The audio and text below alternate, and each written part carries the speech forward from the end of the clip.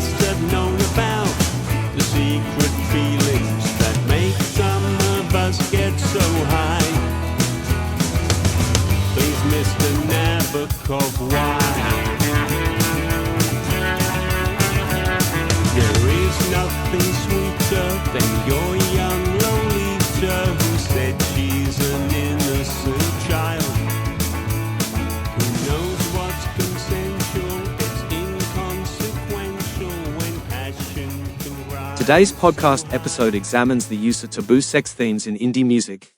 It argues that indie artists are able to explore these topics in more unconventional ways than mainstream artists, challenging societal norms and hypocrisy. It analyzes examples by musicians like Amanda Palmer, Ariel Pink, Fiona Apple, and Perfume Genius, highlighting how their music critiques Western cultural values surrounding sexuality, intimacy, and power dynamics. The podcast also discusses the varying reactions to these provocative themes, arguing that the backlash often exposes societal double standards. Ultimately, it suggests that indie music's exploration of taboo sex invites listeners to question their own biases and engage in meaningful dialogue about complex social issues. All right, so today we're going to dive into something a little bit different, a little edgy. We're exploring how indie music tackles those often taboo subjects, surrounding sex and relationships, the stuff most people just don't want to even touch. It's fascinating, though. It is. How indie artists can use their music to really explore like those raw and uncomfortable corners of sexuality. Yeah, and we're taking a look at an excerpt from this incredible series on indie music to try to understand just how they do it. Exactly. It's not just about being explicit, though, right? It's not just about like shock value. No. The source material really dives into like why these artists choose to go there and how they use their music to challenge, societal norms. And we're talking about some heavy hitters here, Yes. Fiona Apple, Amanda Palmer. Yeah, it's about really critiquing those unspoken rules and hypocrisy surrounding sex and relationships in particular, like the ways that Western culture, simultaneously markets sex and then condemns open conversations about anything outside of the norm. It's so true. Yeah. Okay, so let's unpack this idea of like how indie music's approach to sex is different. Okay. I mean, it's not just about the act itself. Right. It's more about delving into aspects of sexuality and relationships that we're often told to keep hidden things, like fetishes, power dynamics, the strange mix of intimacy and alienation. Like they're holding a mirror up to like all of those unspoken anxieties we have about sex and relationships. So, but what is it about indie music that allows for this kind of exploration? Well, I think one key factor is just that indie artists often have more freedom compared to like mainstream artists. Yeah. They're less beholden to commercial pressures. Makes sense. Which gives them more space to kind of push those boundaries and critique societal hypocrisy. So that freedom allows them to address those uncomfortable truths that other genres might shy away from. Yes. Like in Amanda Palmer's Coin-Operated Boy. Right. I mean, what a concept. She uses this metaphor of a mechanical lover to critique. Yeah. Those unrealistic expectations we place on relationships that need for everything to be picture perfect and how that can lead to loneliness. Yes. And this sort of artificial intimacy. It's brilliant how she takes this like sci-fi trope and uses it to expose something so fundamentally human, Totally. Like our yearning for connection, but also the fear of being vulnerable. Yes. That can like sabotage it. It really makes you think about how often we feel pressured to present a sanitized version of our relationships. Absolutely. Like both online and offline. Totally. And it plays into that societal double standard we were talking about earlier. Yeah. We're surrounded by these idealized images of perfect relationships. But we're rarely allowed to discuss like the complexities and imperfections that actually make up real human connection. It's like we're afraid of honesty. Right. Afraid of the messy parts. Yeah. Which makes the way Ariel Pink tackles things even more jarring. His music definitely isn't for the faint of heart.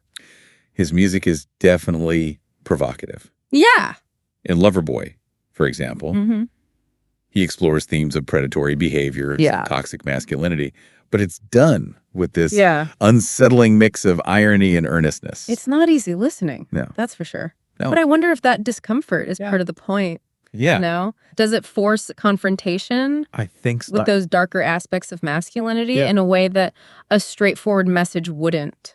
That's the power of art, isn't it? Yeah. By making us uncomfortable, by reflecting those less palatable aspects of ourselves back at us. Yes. It forces a deeper engagement. Forcing us to think about it. Yeah, we can't just passively consume it. Right. We have to grapple with it. Right, so it's not shock value for its own sake. It is. It's more about sparking that internal debate, forcing us to examine those parts of ourselves and our culture that we might prefer to ignore. Absolutely. And then you have Fiona Apple, who takes a completely different approach to challenging those societal norms. Absolutely. And Hot Knife, she completely flips the script on traditional power dynamics by placing female desire front and center, unapologetically and without shame. Yes. She's critiquing the way that society tries to control female sexuality. It's amazing because, as we were saying before, Western culture is obsessed with female sexuality, but only on its own terms. Right. It's used in advertising and media,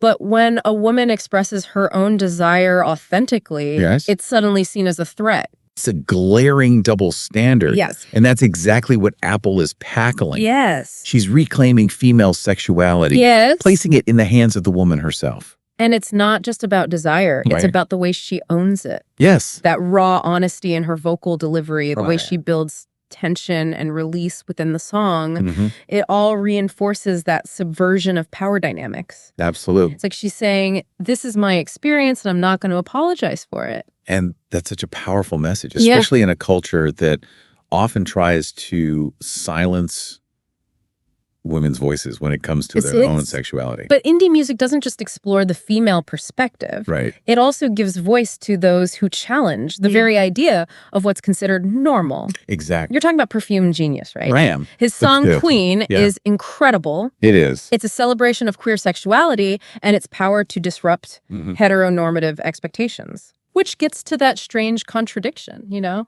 Yes. Society seems to be fascinated by and terrified of queer identities at the same time. And Queen tackles that head on. Yes.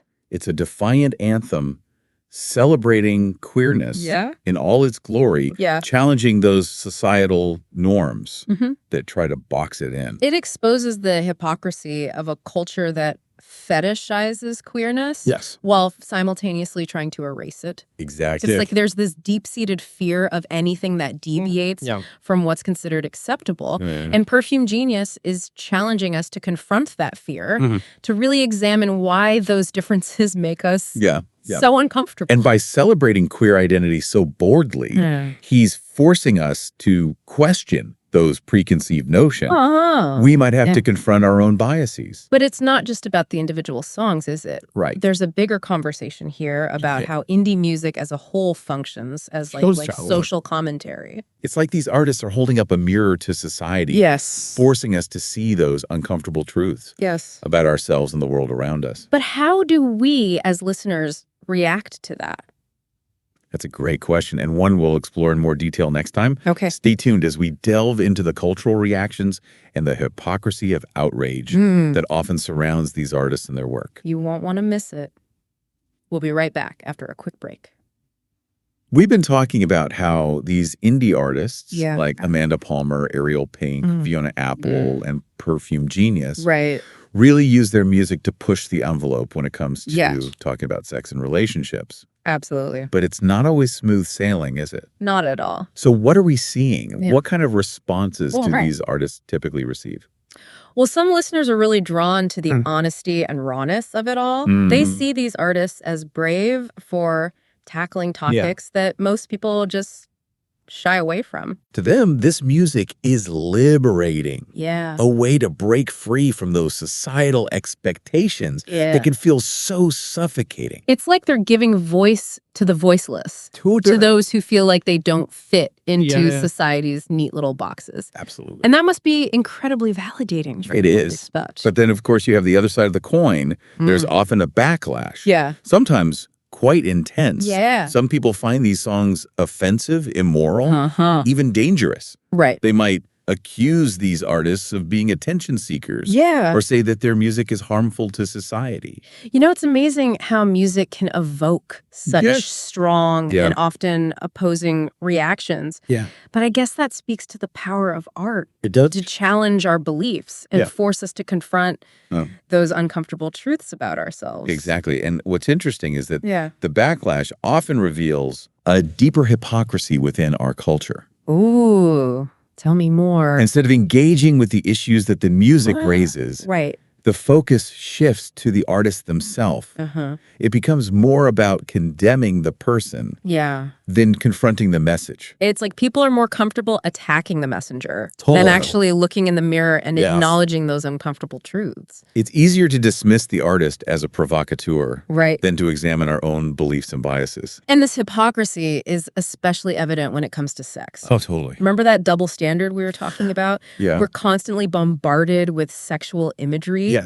In advertising and media. Everywhere. Yet open and honest conversations about sexuality are often met with resistance and judgment. It's like we want to have it both ways. We want to exploit and consume sexuality without actually grappling with its complexities. We're happy to have our cake and eat it too. As long as those conversations about consent, power dynamics, and the messiness of human relationships stay firmly off the table. And that's where indie music steps in. Yes. Forcing us to confront those very conversations we're trying to avoid. It's making us face it. These artists aren't afraid to delve into those uncomfortable spaces, to challenge those societal norms that try to dictate how we think and feel about sex and relationships. They're holding up a mirror to those contradictions within our culture. Those unspoken anxieties we have about intimacy, desire, and the way society tries to control those things. Exactly. And it's important to remember that these artists aren't providing all the answers. They're not telling us what to think or feel.